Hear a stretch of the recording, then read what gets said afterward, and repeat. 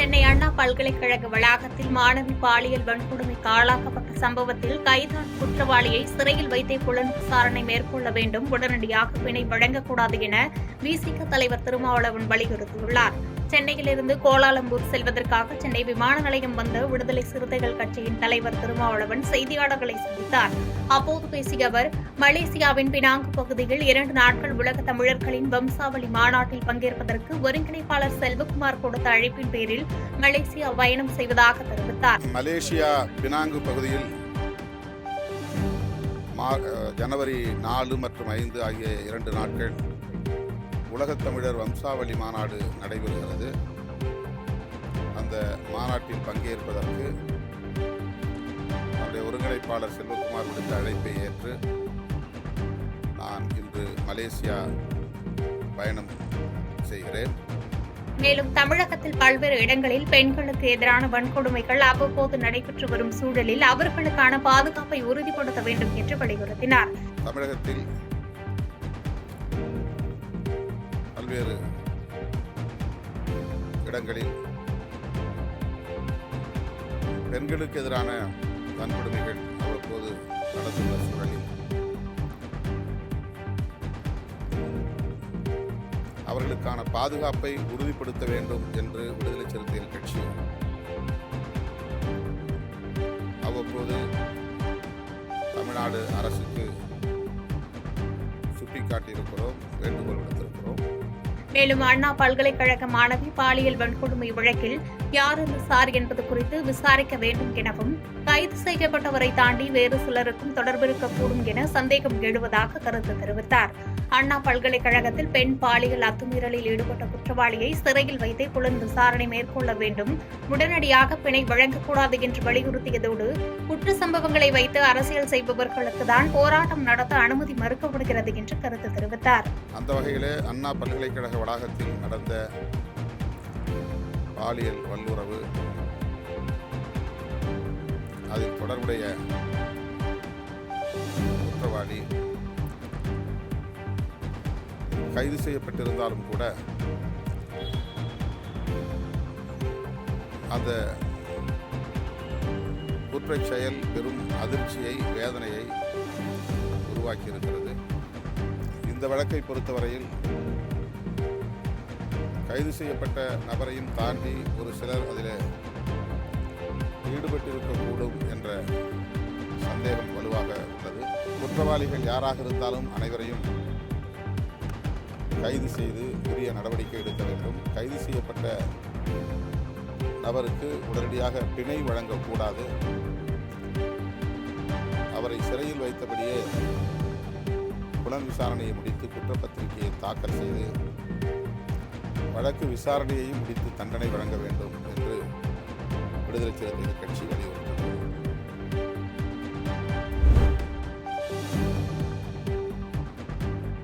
அமைச்சர் என்பவர் அனைத்து சமூகத்திற்கும் பொதுவானவர் என்று சர்ச்சை வீடியோ குறித்து அமைச்சர் மூர்த்தி விளக்கம் அளித்துள்ளார். மதுரையில் ஜல்லிக்கட்டு திருவிழா ஜனவரி 14ஆம் தேதி தொடங்க உள்ள நிலையில் அவனியாபுரம் ஜல்லிக்கட்டுக்கு முகூர்த்த கால் நடும் நிகழ்வு இன்று நடைபெற்றது. இதில் தமிழக வணிக வரித்துறை அமைச்சர் மூர்த்தி, சட்டமன்ற உறுப்பினர் பூமிநாதன் உள்ளிட்ட பலர் கலந்து கொண்டு சிறப்பித்தனர். தொடர்ந்து செய்தியாளர்களுக்கு பேட்டியளித்த அமைச்சர் மூர்த்தி, அவனியாபுரம், பாலமேடு, அலங்காநல்லூர் ஜல்லிக்கட்டுகள் வழக்கம் போன்று அரசு சார்பாக நடைபெறும் என்று கூறினார். மேலும் ஆண்ட பரம்பரை என்பதை மனதில் வைத்துக் கொள்ள வேண்டும் என முக்குளத்தோர் இலவச கல்வி மற்றும் வேலைவாய்ப்பு அறக்கட்டளை நிகழ்ச்சியில் தான் பேசியதாக வெளியாகும் வீடியோ குறித்து அமைச்சர் மூர்த்தி விளக்கம் அளித்தார்.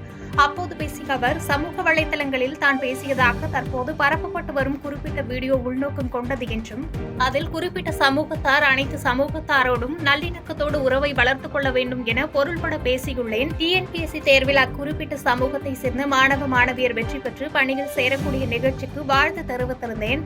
அந்த மாணவர்கள் பிற சமூகத்தாரோடு எப்படி நல்லிணக்கத்துடன் பணிபுரிய வேண்டும் என்பது குறித்து அறிவுரையும் வழங்கியுள்ளேன்.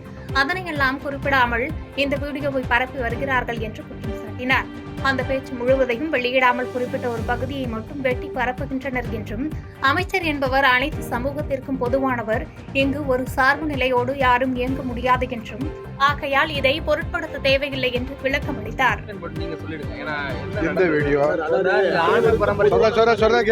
தயவு செய்து அந்த கேசட்டை முழுமையாக பார்த்துட்டு அப்புறம் கேள்வி கேளுங்க. இல்லை ஒரு தவறான தகவலை எடிட் பண்ணி பரப்புறாங்க. நான் சொன்னது, நான் ஒரு அமைச்சர், எல்லா சமுதாய மக்களுக்கும் பொதுவான ஆள். நீங்கள் இப்போ பின்தங்கி இருக்கிறீங்க. இப்போ தான் படித்து ஒரு 450 பேர் தேர்வுக்கு வந்திருக்கிறீங்க.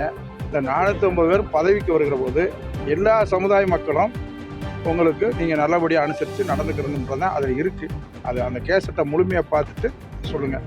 யாரை பர்பஸாக அதை மட்டும் சென்சார் பண்ணி இது சொல்லியிருக்கேன். நான் சொன்னது பரம்பரை ஆண்ட பரம்பரைன்றது ராஜராஜ சோழன் காலத்திலிருந்து இந்த மன்னர்கள் காலத்தில் இருக்கிறதான் நாங்கள் சொல்லியிருக்கோமே ஒழிய இவங்க தவறுதலாக எடுத்துக்கிட்டு அதில் எடிட் பண்ணி போட்டாங்கன்னா அதுக்கு இல்லை. நான் பேசுகிறது முழுசாக நீங்கள் கேளுங்க.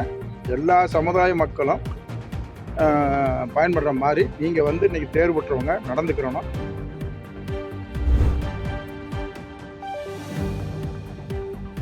ஆலங்குடி அருகே தற்காலிகமாக நூலக கட்டிடத்தில் செயல்பட்டு வரும் அரசு தொடக்கப் பள்ளியில் உணவு சமைக்கும் போது சிலிண்டர் வெடித்து விபத்து ஏற்பட்டது பரபரப்பை ஏற்படுத்தியது. புதுக்கோட்டை மாவட்டம் ஆலங்குடி அருகே உள்ள டி களபம் ஊராட்சியில் செயல்பட்டு வரும் அரசு தொடக்கப் பள்ளிக்கு புதிதாக கட்டிடம் கட்டுமான பணி நடைபெற்று வருகிறது. இதனால் ஆண்டிக்கோன்பட்டி நூலக கட்டிடத்தில் தற்காலிகமாக பள்ளி செயல்பட்டு வரும் நிலையில் நூலக கட்டிடம் அருகே உள்ள மற்றொரு கட்டிடத்தில் மாணவர்களுக்காக மதிய உணவை பணியாளர்கள் தயார் செய்யும் பணியில் ஈடுபட்டிருந்தனர். அப்போது எதிர்பாராத விதமாக சமையல் எரிவாயு வெடித்து சிதறியுள்ளது. அதிர்ஷ்டவசமாக பாதிப்பு பெரிதளவில் இல்லாத நிலையில் தீயணைப்புத் துறையினர் மற்றும் பொதுமக்கள் சம்பவ இடத்திற்கு சென்று தீயை கட்டுப்படுத்தினர்.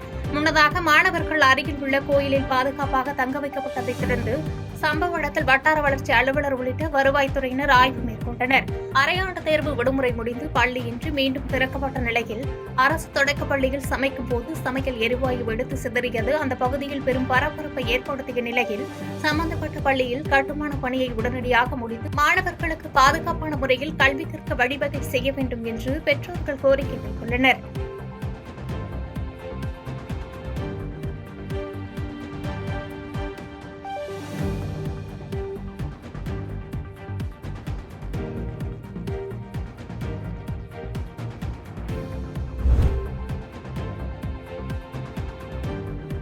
திருக்கழுகுன்றம் அருகே வீடு புகுந்து 30 சவரன் தங்க நகை கொள்ளை போன சம்பவம் பரபரப்பை ஏற்படுத்தியுள்ள நிலையில் போலீசார் டைகர் என்ற மோப்ப நாயுடன் விசாரணை மேற்கொண்டு வருகின்றனர். செங்கல்பட்டு மாவட்டம் திருக்கழுகுன்றம் அடுத்த பெரிய காட்டுப்பாக்கம் கிராமத்தில் முன்னாள் ஊராட்சி மன்ற தலைவராக இருந்தவர் ரேவதி பத்மநாபன். இவர் நேற்று சென்னைக்கு சென்றுவிட்டு நள்ளிரவில் வீட்டிற்கு திரும்பியுள்ளார். முகப்பு வாசலில் கதவை திறந்து உள்ளே சென்று பார்த்தபோது பொருட்கள் சிதறி கிடந்ததைக் கண்டு அதிர்ச்சியடைந்து பீரோவில் பார்த்துள்ளார். அதில் வைத்திருந்த 30 சவரன் நகையும் அலமாரியில் வைத்திருந்த 9 கிலோ வெள்ளி பொருட்களும் காணாமல் போனது தெரிய வந்தது. உடனடியாக திருக்கழுகுன்றம் போலீசாருக்கு தகவல் கொடுக்கப்பட்ட நிலையில் டைகர் என்ற மோப்பநாய் உதவியுடன் போலீசார் குற்றவாளிகளை தீவிரமாக தேடும் பணியில் ஈடுபட்டனர்.